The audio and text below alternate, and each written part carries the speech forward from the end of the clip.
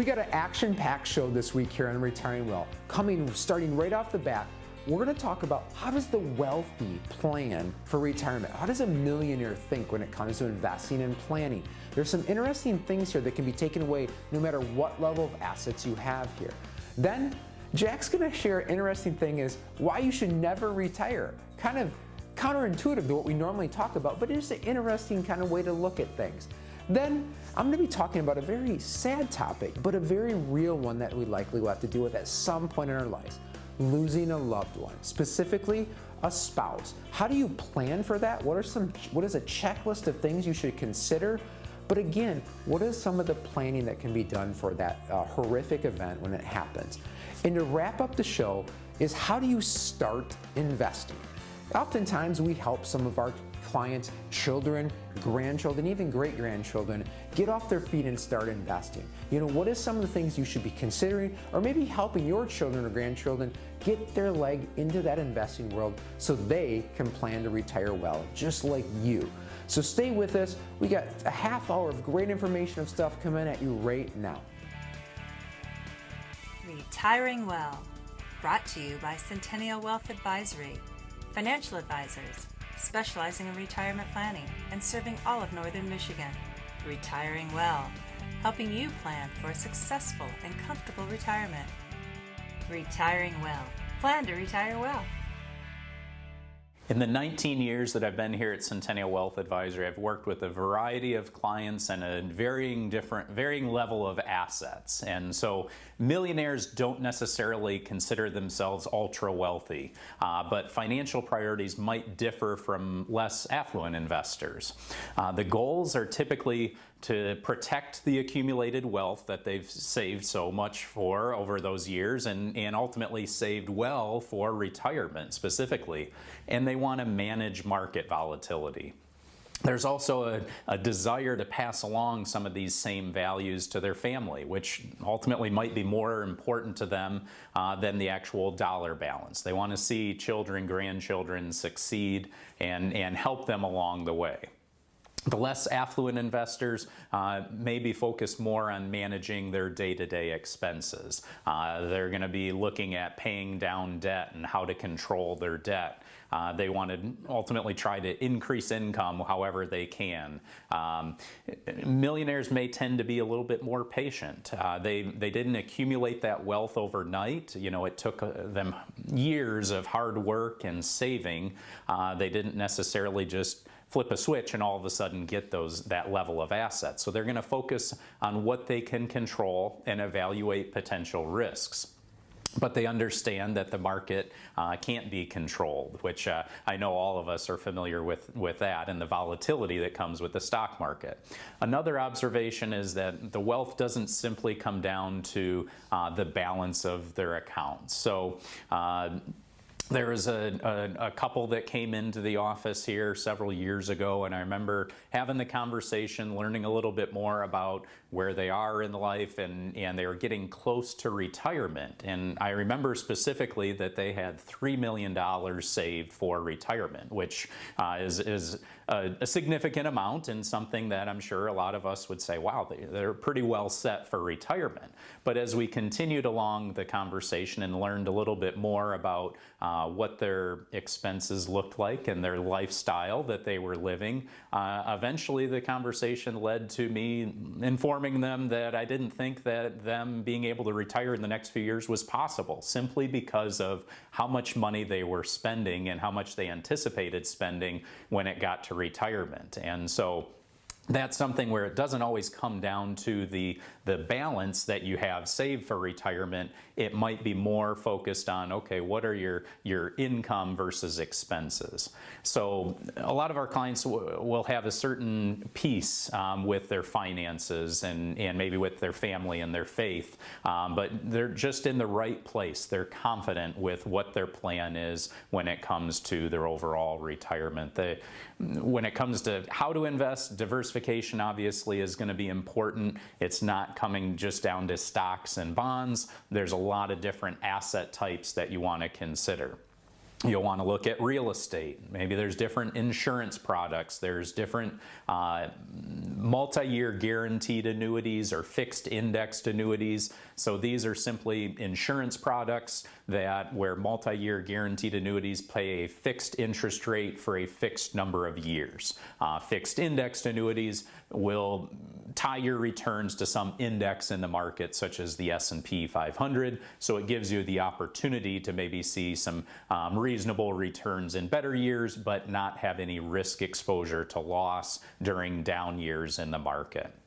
So how do you accomplish your goals? Number one, think long term. Set those goals. Create regular savings habits and even better spending habits. Just like that story I shared earlier, I think that's so imperative to retirement planning, and how to achieve to become a millionaire is going to be focusing on saving, but then also cutting out some of those unnecessary expenses. Number two, prepare for emergencies. We know that they're going to happen. There's going to be different financial emergencies that come up, and so be prepared for that, whether it's the auto repair, the roof repair, whatever it may be. Number three, keep your emotions in check. The markets aren't always going to cooperate. You don't want to be reacting every time that you see some type of negative news. And number four, find a money mentor. Obviously, this is where Centennial Wealth Advisory would come into play. If you don't already have an existing relationship and you don't have a plan for your retirement, we welcome you to give us a call. We'd love the opportunity to sit down with you for a no cost, no obligation second opinion.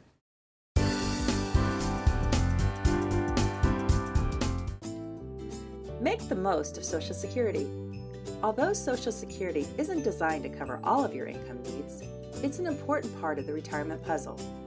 Download our free booklet on the Social Security decisions at cen-wealth.com and learn how to optimize Social Security for your situation, why timing is so important when it comes to your benefits, ways to supplement your Social Security, and more. There is no cost and no obligation. Simply go to cen-wealth.com, scroll down, and click the download link to get your free booklet on the Social Security decisions. As you are planning for retirement, where's your journey taking you? Do you know where you are going? How are you going to get there? And what's the best route to take? Do you have a personal retirement roadmap? At Centennial Wealth Advisory, we specialize in retirement planning, and we have designed a complimentary retirement roadmap video series that can be customized based on your personal circumstance and preferences. There is no cost and no obligation. Simply go to cen-wealth.com/roadmap and provide us with some basic information that will guide you to your on-demand, customized retirement roadmap video. Planning is the first step to succeeding. Plan to retire well.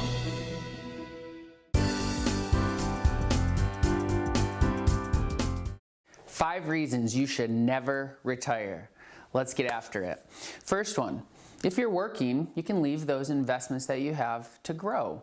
You know, there's a good line that says, it's not timing the market, it's time in the market. So if you're working and you're not retiring, you can let those investments grow. Maybe you've invested in, real estate. Maybe you invested in gold, stocks, bonds, mutual funds.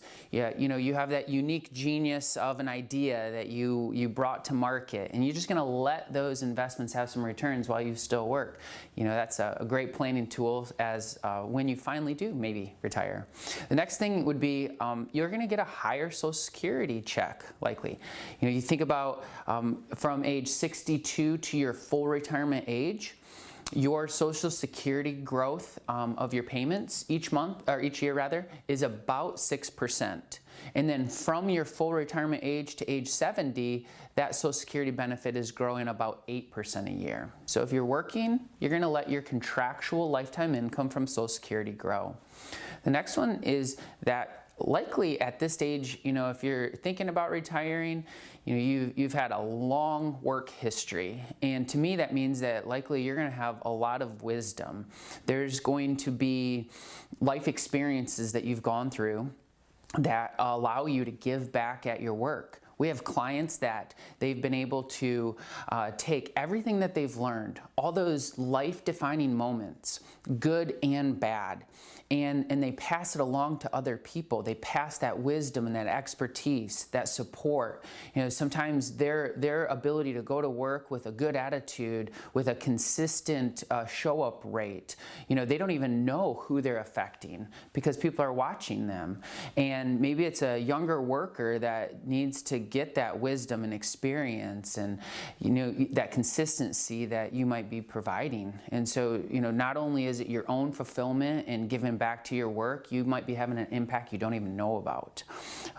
You know, another thing is you're going to lead an active lifestyle. A lot of times the demands of work, the routine of work, the mission of work gets you into that groove that you can find a really healthy balance.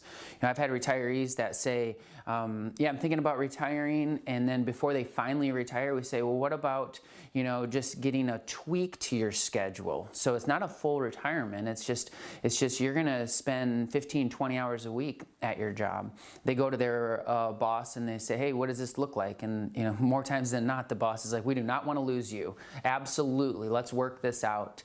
And it offers some more margin. And so they've been able to have some incredible impact on the different projects they've been assigned to, because they haven't retired. They're still engaged. They're still in that routine, but they're doing it from a perspective of this like crystallized learning that is just a powerful spot to be in.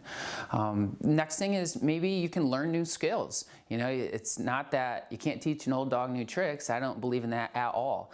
I think that your lifelong learning is your secret to happiness. And if you're that, you know, experienced worker with the wisdom, you might have some spunky new little employee that has some really cool ideas or knows something that they can actually teach you, and you can release some endorphins in your brain by, you know, being able to learn something new and be energized. And so, you know, if you're working and you're opening yourself up to learning and learning from other people, it can bring a lot of fulfillment into your work. And you can continue to be that lifelong learner. Okay, what if I said that you're sitting there and you're like, hey Jack, that's not even close to me. Okay, you're sick and tired of being sick and tired because of the hustle and bustle of your work and your job. No problem, okay? In my opinion, then you should go find a financial advisor that you trust that takes a holistic approach, sit down with them and do some planning. Recently, I had a client, 57 years old, high stress job, it was killing her. She said, I'm gonna retire, how do I do it? We went through, we mapped out this strategy. She took a 6-month sabbatical. And then after she rested, she went on these trips with her kids. She just took some time off to decompress from that. She's currently in the job force looking for this, maybe being a parapro at a school for the schedule and for the giving back to those other kids. She's gonna take all her wisdom and experience, her love and joy, and pass it along to other people. And it's just gonna be at a different pace and in a different place. And so, yeah, I hope you enjoyed this segment, and I hope you have a great day. Thanks for watching.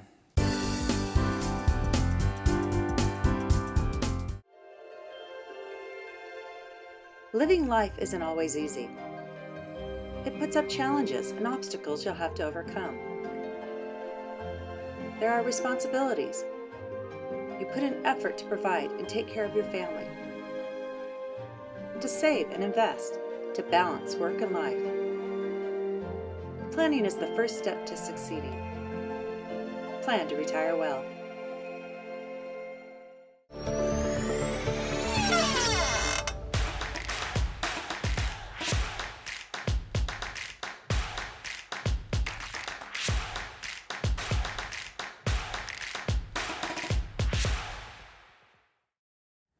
Ever since I was a young boy, I've been interested in cars and trucks and vehicles.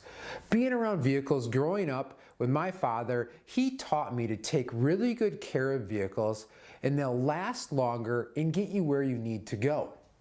Things are going to come up, maintenance is going to happen, and you can choose to investigate what's going on and fix it, or of course, you can always ignore it.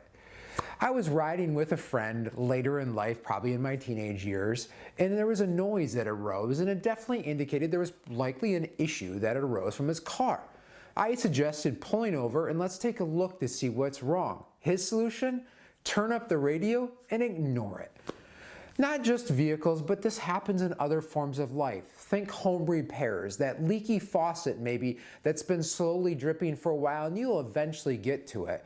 Now all of a sudden you got to replace your whole kitchen floor because that leak turned into a much bigger issue. Think personal relationships, friends, families, coworkers, your spouse. Sometimes we can bury our head in the sand and choose not to address or deal with issues that arise, or we can work on it and make that relationship even stronger. With retirement and planning and investing, it's no different. Things arise and cross paths in our life. They're going to make us think about things. We can choose to dive into those and work on them, or we can choose to ignore them. We are going to start this new series here with Retiring Well and dive into these many different issues and talking about, should we fix them or should we ignore them? Because we here at Centennial Wealth Advisory and Retiring Well don't want you to ignore your retirement dreams. We want you to be here to help you plan to retire well.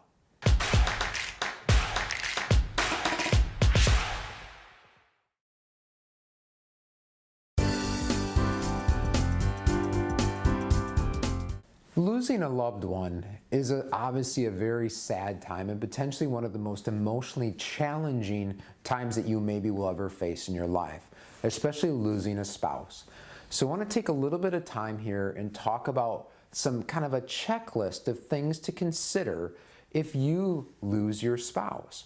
So obviously, as you're dealing with the emotions of this and the stress and just the anguish that likely is happening around you from this massive loss, the world unfortunately still goes on, right?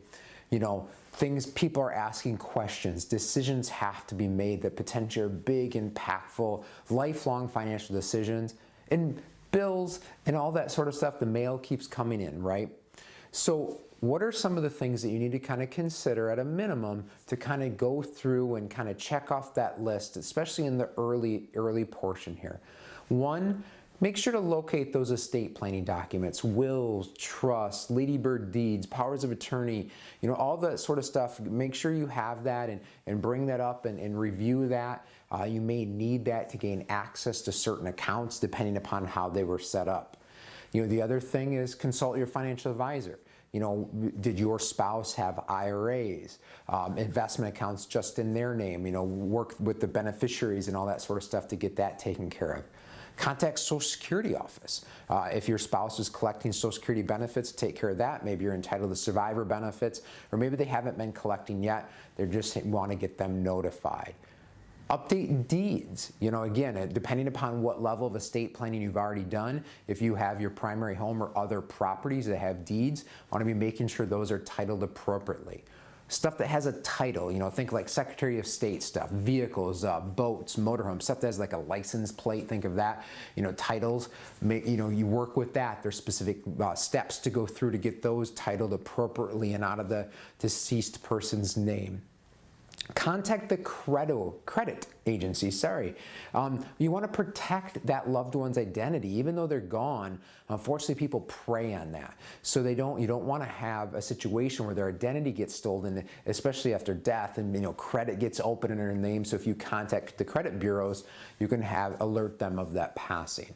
Banks, credit unions. Obviously, if you guys have joint accounts or they had accounts individually, making sure those accounts have been updated and working with and seeing what you need to do. And then while you're there, making sure you're updating beneficiaries or PODs, payable on deaths, with those bank accounts and credit union accounts. Same thing with investments, reviewing your own personal beneficiaries and making sure that, if that loved one was the primary beneficiary or listed as a beneficiary anywhere, that you remove them and reallocate appropriately upon your wishes and make sure if something happens to you, that those assets and those valuables are going to where you wish that they go. Examine your budget. And your income. Did you have a loss of income? Are you experiencing that during this time too? Is your budget going to change? Is it going to go up or down, depending on that? Some people always just assume that your spending is going to drop if one member of the spouse passes away. That's not always true. Sometimes we've seen it go up. What if that spouse was the primary person that was taking care of certain items in the household, and now you have to hire those items out because maybe you don't want to or don't have the ability of doing them yourself. So again, examine all that and kind of do a deep dive into that to make sure you have the appropriate income coming in that's going to meet those things. So you'll notice as I talk through this, much of this is reactionary, right? These are things that you're doing kind of after this person has passed away. I challenge you today, if you're both, you and your spouse are sitting here watching this show together and you're both still healthy and living along together, that I challenge you today to be proactive with this. Many of this stuff you can prepare in advance, and proper planning can go a very long way in setting that surviving spouse up for the most success possible, right? So making sure your appropriate estate planning documents done, that you're working with a financial advisor that has experience in this. We call it surviving spouse planning. Taxation becomes a big part of this. So assemble that team for you. That team you should feel confident in with that estate planning, that financial planning, and you need to have some family members there so you don't have to walk through this journey when it does happen at this time. It's unlikely that you're both going to pass at the exact same time, so typically there is a surviving spouse. So again, hopefully, we don't have to deal with this for some time. For your loving spouse, you guys can live a long, loving life together, but these things do arise, and let's be proactive and assemble that team for you.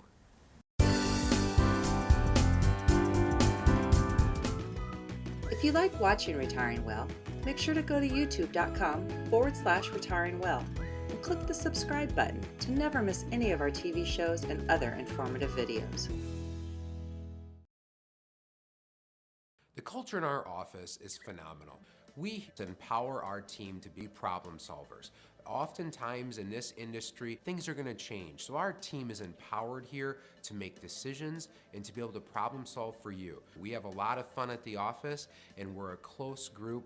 When you call here, you get a person, and that culture shines through. Relationships are so key when it comes to anything in life, and so here at Centennial Wealth Advisory, we focus a lot on team approach. We've started the Centennial Wealth Health Club. We go down to the beach, we play some beach volleyball, some cornhole. Great time to just get together, relax with the team, but also get a little competitive as well. It opens up those relationships to really get to know each other well. Building trust, the best definition that we've heard is consistency over time, and that's something that initially you can't get with a first meeting with someone, but as time evolves and our clients are working with us, they not only experience that with the financial advisory team, but also our tax team and health insurance team that all work together to ensure that they have a lifelong plan that they can count on. It's a neat culture here in a small office. You don't necessarily have a lot of that corporate overhead. If we have a client who wants certain services, we can certainly offer those services, but go above and beyond with some of the other things that we do. Confidence is something hard to put a price tag on. Finances don't just end with finances. Finances flow over into relationships, into daily emotions. And so when you can teach and you can get them to understand and they can find that confidence and you bring them to that, that's so rewarding. I do think that what we're doing here is important. A lot of people think that they're fine, but they've never really looked into it. So if people can do more to be able to help themselves, live a more fun and enjoyable retirement, but also to be able to take care of themselves, then it benefits the whole community.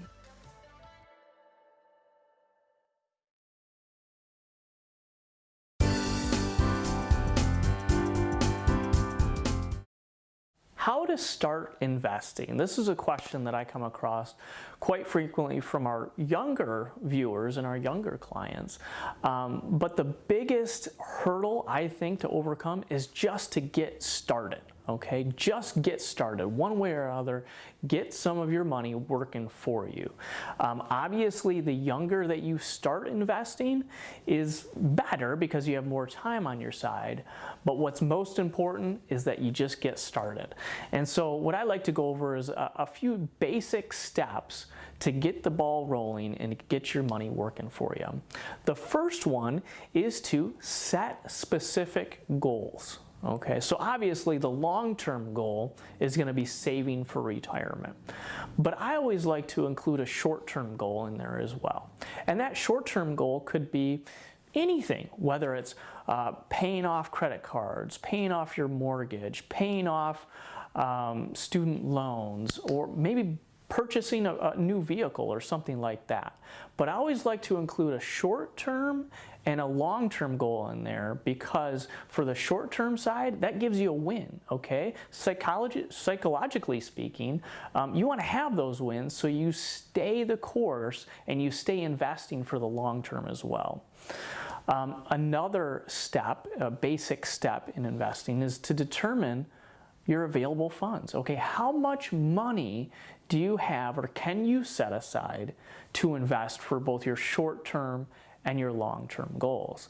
So sit down and develop an income and expense plan, a budget. So understand where all your money's going and what those fixed expenses are. But don't forget to include to pay yourself. And by paying yourself, I mean start investing for the long term for you as well.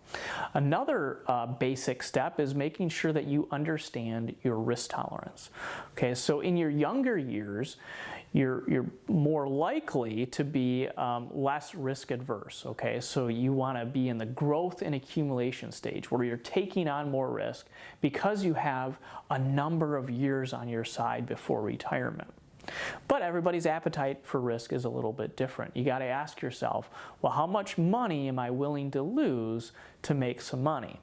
And I know nobody wants to lose any money, but we all know it takes money to make money, right? And then as you get closer to retirement, you know, usually a fundamental shift in your risk tolerance does change. You go from when you're younger to grow those assets to, okay, now I'm getting closer to retirement. I don't want to see another 2008 come along where I lose 50% of my assets. And so you kind of want to rein that in, okay, kind of tame it down. We call it your preservation and eventually your income phase. And that's when you're in retirement taking income from your portfolio. And then the final step is just to learn those basics. You know, I have a lot of clients that come in, hey, I'm ready to get invested. Should I buy this stock? Should I invest in this IRA or whatnot? But you need to first do your research, okay? Understand what a stock is, what a bond, mutual fund, ETF, and get some guidance on that too. Don't be afraid to call up a financial advisor. We'd be happy to help. We'd be happy to answer those questions for you. And then also, don't forget to learn about the various types of retirement accounts that are out there for you to put those savings to work for you, whether it's the 401k or the IRA, Roth IRA, or just your standard brokerage account, okay? You want to make sure that you understand all the intricacies of those accounts because there's so many different rules associated with them, both on the tax side and when you can actually even touch those funds as well. So I think the biggest piece of advice here to get started investing is just to get started. Do it, okay? But as a general rule, there are about 4 different basic steps that you need to take before you're actually ready to get started. Please don't hesitate to reach out to the number on the screen. Give us a call. We'd be happy to walk through these different steps with you, help you determine what those goals are, and get your money working for whatever you're trying to accomplish.